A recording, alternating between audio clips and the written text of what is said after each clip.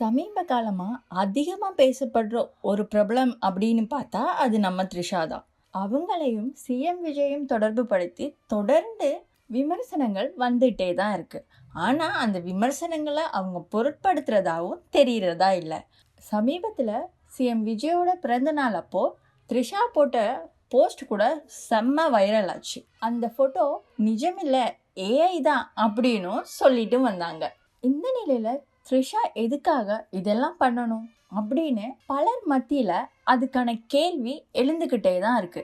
சில நேரங்கள்ல தன்னை பத்தி தான் எல்லாரும் பேசணும் அப்படின்ற ஒரு மனப்பான்மை பெரும்பாலானவங்க கிட்ட இருக்கும். ஒருவேளை அதுவா கூட இருக்கலாம். தன்னை பத்தி தான் அதிகமா எல்லாரும் பேசணும், தான் ஒரு அட்டெண்டன்ஸை அப்பப்போ கிரியேட் பண்ணிக்கிட்டே இருக்கணும் அப்படின்றதுக்காக கூட த்ரிஷா இதை பண்ணலாம். இல்லைன்னா இது ஒரு நட்பு நிமித்தமாக கூட இருக்கலாம். ஒரு நெருங்கிய நண்பர்களை நாங்கள் எப்பயுமே நமக்குள்ளே வச்சுக்க ரொம்ப ஆசைப்படுவோம்.